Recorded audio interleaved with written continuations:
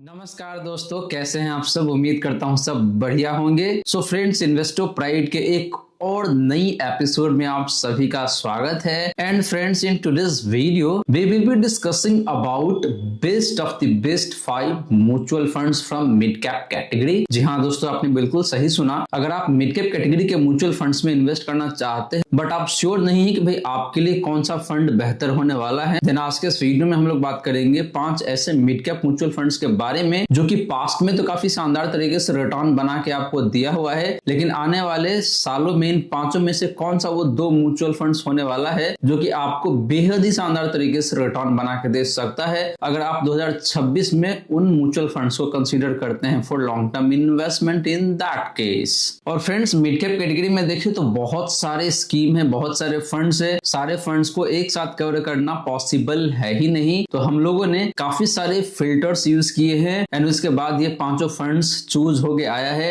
And ultimately उस 5 में से हम लोग 2 फंड से आपको बताने वाले हैं जो कि साल 2026 में इन्वेस्टमेंट करने के लिए बेहद ही शानदार हो सकता है। एंड फ्रेंड्स, कंक्लूजन पे पहुंचने से पहले वो कौन कौन से पॉइंट्स है जिसपे हम लोग डिस्कस करेंगे, तो आज का ये वीडियो टोटल 4 स्लाइड्स में डिवाइडेड है। पहला स्लाइड्स में हम लोग बात करने वाले हैं बेसिक डिटेल्स का, जहां पे बात करेंगे फंड साइज यानी कि एसेट अंडर मैनेजमेंट का, एक्सपेंस रेशियो का एंड पोर्टफोलियो चर्निंग का, यानी कि किस फंड का फंड साइज कितना ज्यादा है या फिर कम है, किस फंड का एक्सपेंस रेशियो बेहतर है एंड किस फंड का पोर्टफोलियो चर्निंग बेहतर निकल के आता है। दूसरा स्लाइड प्योरली रहेगा आपका परफॉर्मेंस का, यानी कि हिस्टोरिकली कौन से फंड कितना बेहतर तरीके से आपको रिटर्न बना के दिया हुआ है। तीसरा स्लाइड में हम लोग बात करने वाले हैं इन 5 मिड कैप म्यूचुअल फंड्स का पोर्टफोलियो वैल्यूएशन का, यानी कि कौन सा फंड कितना ओवर वैल्यूड है या फिर अंडर वैल्यूड है या फिर रिजनेबली वैल्यूड है। अंडर वैल्यूड तो है ही नहीं फ्रेंड, कौन सा फंड ओवर वैल्यूड है या फिर रिजनेबली वैल्यूड है। एंड लास्टली हम लोग बात करने वाले हैं इन 5 फंड्स का रिस्क कंपोनेंट का, यानी कि कौन सा फंड हाई रिस्की है या फिर लो रिस्की है और कौन से फंड आपको आगे चल के बेहतर तरीके से रिटर्न बना के दे सकता है। वहीं फ्रेंड्स, अगर आपके मन में कोई डाउट है या फिर कोई क्वेश्चन है म्यूचुअल फंड्स को लेके, देन आप अपना क्वेश्चन कमेंट में पूछ सकते हैं। अगर आपको लगता है कि भाई मैंने किसी फंड को सिलेक्ट नहीं किया है मिड कैप कैटेगरी से जो कि इस वीडियो का हिस्सा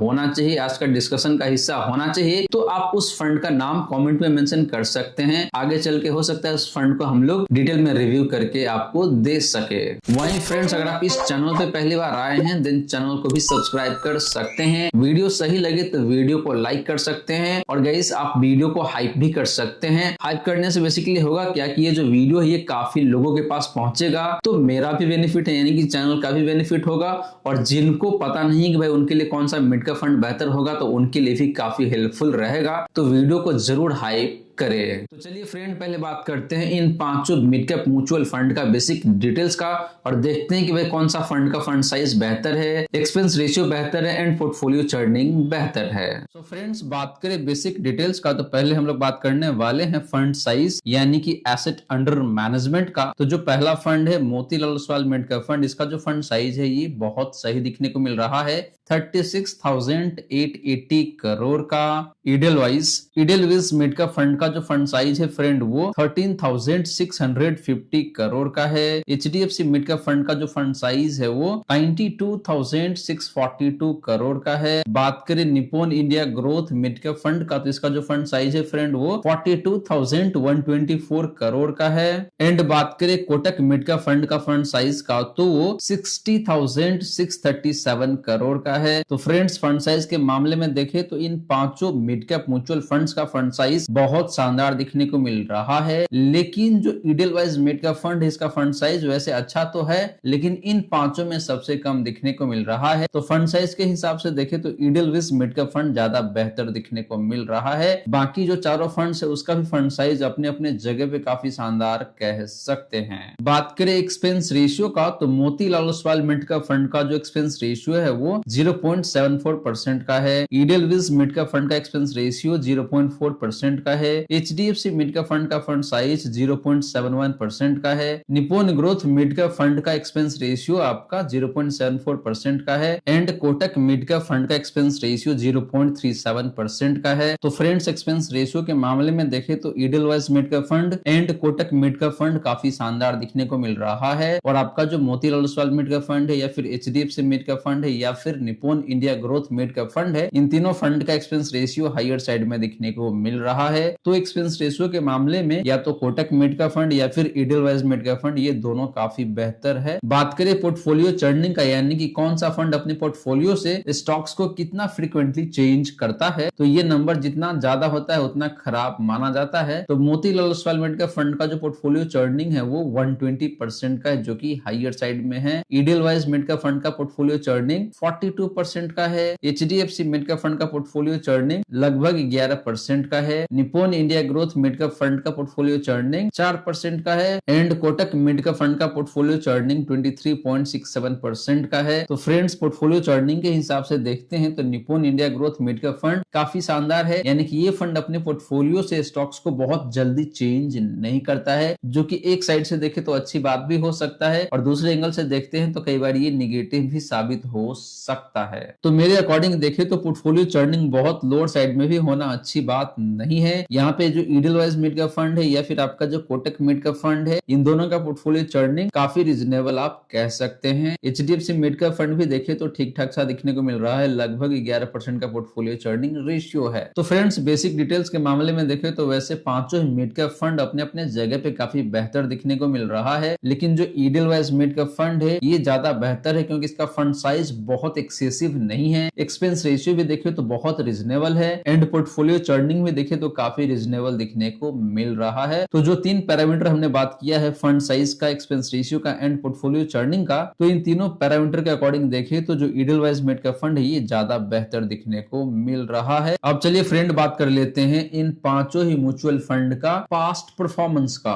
बात करें पास्ट परफॉर्मेंस का तो हम लोग पहले बात करने वाले हैं लास्ट 1 ईयर का। तो लास्ट 1 ईयर में मोतीलाल ओसवाल लिमिटेड का फंड का जो रिटर्न है फ्रेंड वो नेगेटिव 2.55% का है, लगभग 2.5% का लॉस बना के दिया है लास्ट के 1 ईयर में। इडलवाइज मिड का फंड का बात करें तो इसका जो रिटर्न है लास्ट के 1 ईयर का वो लगभग 13% का है। एचडीएफसी मिड का फंड की बात किया जाए तो इसका जो रिटर्न है लास्ट के 1 ईयर में वो लगभग 14% के आसपास में है। निप्पॉन इंडिया ग्रोथ मिड का फंड की बात करें तो इसका जो रिटर्न है लास्ट के 1 ईयर का, that return is 12.11%। Kotak mid का फंड का रिटर्न की बात करें लास्ट 1 ईयर का तो वो लगभग 10% के आसपास में है। एंड बात करें बेंचमार्क इंडेक्स का तो इसका जो रिटर्न है लास्ट के 1 ईयर का वो 8.84%, लगभग 9% के आसपास में दिखने को मिल रहा है। तो फ्रेंड्स, लास्ट के 1 ईयर में मोतीलाल ओसवाल मिड का फंड का रिटर्न बहुत खराब दिखने को मिल रहा है, बाकी 4 फंड के कंपैरिजन में एंड बेंचमार्क से भी खराब है। और जो बात करें सबसे बेस्ट फंड का तो यहाँ पे आपका 2 फंड या फिर 3 फंड काफी सही दिखने को मिल रहा है, एचडीएफसी मिड का फंड, इडलवाइज मिड का fund and Nippon India growth mid का फंड। तो इन तीनों फंड्स का रिटर्न लगभग सिमिलर लाइन पे है, बहुत ज्यादा का फर्क नहीं है और ये तीनों फंड्स लास्ट के 1 ईयर में ज्यादा बेहतर तरीके से परफॉर्म किया हुआ है। स्पेशली बात करें एचडीएफसी मिड का फंड का तो इसका रिटर्न सबसे बेहतरीन है इन पांचों में लास्ट के 1 ईयर में। बात करें पिछले 3 सालों का रिटर्न का तो मोतीलाल ओसवाल मिड का फंड का जो रिटर्न है पिछले 3 सालों का वो 24.32% का है। इडलवाइज मिड का फंड ने लास्ट के 3 साल में जो रिटर्न दिया है वो 28.08% का है। एचडीएफसी मिड का फंड ने जो रिटर्न दिया है लास्ट के 3 सालों में वो 26.58% का है। निप्पॉन इंडिया ग्रोथ मिड का फंड ने जो रिटर्न दिया है लास्ट के 3 सालों में वो 26.29% का है। कोटक मिड का फंड ने जो रिटर्न दिया है लास्ट के 3 सालों में वो 22.52% का है एंड बेंचमार्क ने जो रिटर्न दिया है पिछले 3 सालों में वो 23.14% का है। तो फ्रेंड्स, पिछले 3 सालों में देखें तो इन 5 में से 4 फंड्स ऐसा है जिसका रिटर्न अपने बेंचमार्क से बेहतर दिखने को मिल रहा है, बारिंग कोटक मिड का फंड जिसका रिटर्न अपने बेंचमार्क से लगभग आधा % कम है। लेकिन बात करें इन 5 में से सबसे शानदार फंड का तो जो आपका इडलवाइज मिड का फंड, इसका रिटर्न लगभग 28% का है, उससे थोड़ा सा ज्यादा है। और जो एचडीएफसी मिड का फंड है या फिर निप्पॉन इंडिया ग्रोथ फंड है, इन दोनों फंड्स का रिटर्न ऑलमोस्ट सिमिलर लाइन पे ही दिखने को मिल रहा है। तो ये दोनों फंड भी अच्छा है, लेकिन पिछले 3 सालों में देखिए तो जो इडलवाइज मिड का फंड है सबसे शानदार दिखने को मिल रहा है। बात करें पिछले 5 सालों का रिटर्न का तो मोतीलाल ओसवाल मिड का फंड का जो रिटर्न है लास्ट के 5 ईयर का वो 27.34% का है। इडलवाइज मिड का फंड ने पिछले 5 सालों में जो रिटर्न दिया है वो 25.86% का है। एचडीएफसी मिड का फंड का जो रिटर्न है पिछले 5 सालों का वो 25.94% का। निप्पॉन ग्रोथ मिड का फंड का जो रिटर्न है लास्ट के 5 ईयर का वो 25.02% का है। कोटक मिड का फंड ने जो रिटर्न दिया है लास्ट के 5 सालों में वो 22.69% का है एंड बेंचमार्क ने जो रिटर्न डिलीवर किया है लास्ट 5 ईयर में वो 22.47% का है। तो फ्रेंड्स, पिछले 5 सालों में देखें तो हालांकि मोतीलाल ओसवाल मिड का फंड का रिटर्न बाकी 4 फंड से ज्यादा दिखने को मिल रहा है और आपका जो इडलवाइज मिड का फंड है या फिर आपका एचडीएफसी मिड का फंड है या फिर Nippon India growth mid cap fund है, इन तीनों फंड्स का रिटर्न ऑलमोस्ट सिमिलर लाइन पे ही दिखने को मिल रहा है, बहुत ज्यादा का फर्क नहीं है।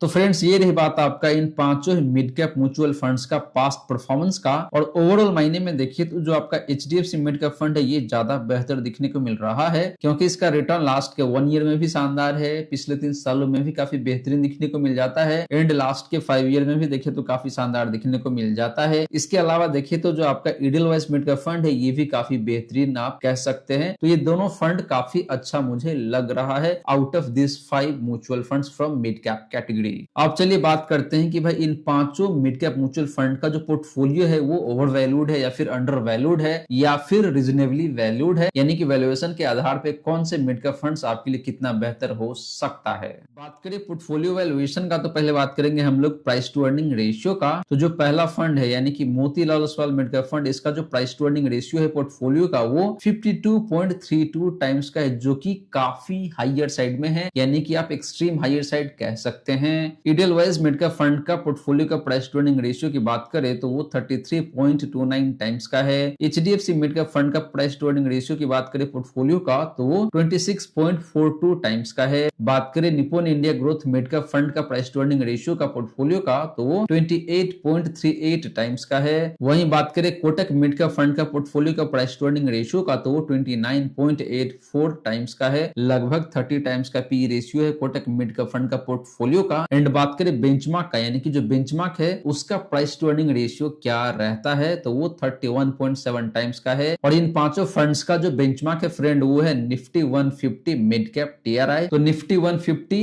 मिड कैप इंडेक्स का जो प्राइस टू अर्निंग रेशियो है वो 31.7 का है। तो यहाँ पे देखा जाए तो जो पहला फंड है इसका पी रेशियो सबसे हाइयर साइड में है। इसके अलावा ईडलवाइज मिड कैप फंड का जो पी रेशियो है ये भी अपने बेंचमार्क से हाइयर साइड में देखने को मिल रहा है। और बाकी के जो 3 फंड है उसका प्राइस टू अर्निंग रेशियो अपने बेंचमार्क से कम देखने को मिलता है। स्पेशली बात करें एचडीएफसी मिड कैप फंड का तो इसका पी रेशियो इन पांचों में और बेंचमार्क से भी कम देखने को मिलता है। तो प्राइस टू अर्निंग रेशियो के हिसाब से देखें तो इस फंड का जो पोर्टफोलियो है ये रीजनेबली वैल्यूड है, बहुत हाइयर साइड में नहीं है वैल्यूएशन इस फंड का पोर्टफोलियो का। बात करें price to book value ratio का तो Motilal Oswal mid cap fund का जो price to book value ratio है वो 7.51 टाइम्स का है, जो कि अगेन बहुत हाइयर साइड में है। ईडलवाइज मिड कैप फंड का price to book value ratio की बात करें फ्रेंड तो वो 4.72 टाइम्स का है। एचडीएफसी मिड कैप फंड का price to book value ratio की बात करें तो वो 3.55 टाइम्स का है। Nippon growth mid cap fund का price to book value ratio 4.12 times का है। कोटक मिड कैप फंड का price to book value ratio 4.64 times का है।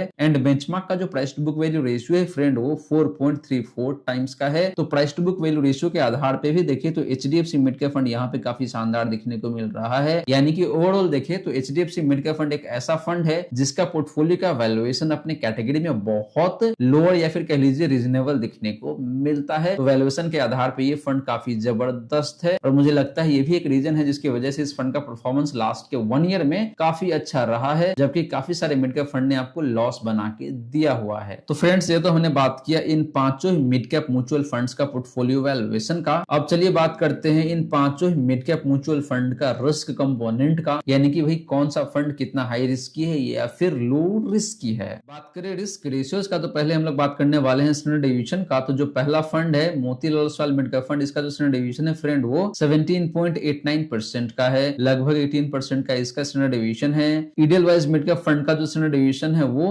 15.4% का है। एचडीएफसी मिड कैप फंड का स्टैंडर्ड डेविएशन देखा जाए तो यहाँ पे 13.81% का है। Nippon India growth mid cap fund का जो स्टैंडर्ड डेविएशन है वो 15.39% का है। और बात करें कोटक मिड कैप फंड का स्टैंडर्ड डेविएशन का तो वो 15.06% का है। एंड कैटेगरी का स्टैंडर्ड डेविएशन देखा जाए तो वो 15.55% का है। तो फ्रेंड्स स्टैंडर्ड डेविएशन के मामले में भी देखा जाए तो जो एचडीएफसी मिड कैप फंड है इसका स्टैंडर्ड डेविएशन लोअर साइड में है, यानी कि इस फंड का जो रिटर्न है ये बहुत ज्यादा वोलेटाइल नहीं रहता है। और बाकी का जो फंड है उसका रिटर्न थोड़ा सा ज्यादा वोलेटाइल रहता है या फिर जो कैटेगरी एवरेज है उसके आसपास में ही वोलेटाइल रहता है। तो स्टैंडर्ड डेविएशन के मामले में देखें तो एचडीएफसी मिड कैप फंड ज्यादा बेहतर दिखने को मिल जाता है। बात करें शार्प रेशियो का तो Motilal Oswal mid cap fund का जो शार्प रेशियो है फ्रेंड वो 1.06 का है। ईडलवाइज मिड कैप फंड का शार्प रेशियो की बात करें तो वो 1.27 का है। एचडीएफसी मिड कैप फंड का शार्प रेशियो 1.34 का है। Nippon growth mid cap fund का शार्प रेशियो 1.19 का है। कोटक मिड कैप फंड का शार्प रेशियो की बात करें तो वो 1.03 का है। एंड कैटेगरी का शार्प रेशियो की बात किया जाए तो वो 1.01 का है। तो फ्रेंड्स साप रेशियो के मामले में देखिए तो आपका जो ईडलवाइज मिड का फंड है या फिर एचडीएफसी मिड का फंड है, ये दोनों फंड काफी शानदार दिखने को मिल रहा है। फ्रेंड्स आपको बता दूं कि साप रेशियो का नंबर जितना ज्यादा होता है उतना ही अच्छा माना जाता है। इसे ये पता चलता है कि भाई आपका जो फंड है उसका रिस्क एडजस्टेड रिटर्न उतना बेहतर निकल के आता है। तो साप रेशियो के मामले में देखें तो एचडीएफसी मिड का फंड सबसे शानदार है एंड जो ईडलवाइज मिड का फंड है ये भी काफी अच्छा दिखने को मिल रहा है। लास्टली बात करें अल्फा का, तो मोतीलाल ओसवाल मिड का फंड का जो अल्फा है फ्रेंड वो 3.99% का है, यानी कि ऑलमोस्ट 4% का अल्फा जनरेट कर पाता है। ईडलवाइज मिड का फंड का अल्फा की बात करें तो वो 4.47% का है, लगभग 4.5% का इसका भी अल्फा है। एचडीएफसी मिड का फंड का अल्फा की बात करें तो वो 4.66% का है। निप्पॉन ग्रोथ मिड का फंड का अल्फा की बात करें तो वो 2.88% का है। कोटक मिड का फंड का अल्फा की बात करें तो वो 1.17% का है एंड कैटेगरी का अल्फा की बात करें तो वो 0.38% का है। तो फ्रेंड्स वैसे देखें तो पांचों मिड का फंड्स का अल्फा अपनी कैटेगरी से बेहतर है, लेकिन बात करें इन पांचों में से शानदार फंड का जिसका अल्फा सबसे बेहतरीन है तो आपका जो दो फंड है यानी कि ईडलवाइज मिड का फंड एंड एचडीएफसी मिड का फंड, इन दोनों का अल्फा काफी बेहतरीन दिखने को मिल जाता है। तो फ्रेंड्स ये रही बात आपका इन पांचों मिड कैप म्यूचुअल फंड्स का डिफरेंट रिस्क रेशियोज का। और यहाँ पे देखिए तो ओवरऑल महीने में एचडीएफसी मिड का फंड काफी शानदार है, जिसका स्टैंडर्ड डेविएशन भी लोअर साइड में है, शार्प रेशियो भी देखिए तो सबसे बेहतरीन है एंड अल्फा भी देखिए तो इन पांचों में सबसे बेहतरीन दिखने को मिल जाता है। तो ये फंड रिस्क भी कम लेता है एंड आपको रिटर्न भी ज्यादा बना के देता है। सो फ्रेंड्स ये रही सारी की सारी बातें जो हमने किया आज के इस वीडियो में, और मैंने आपको इन पांचों फंड्स को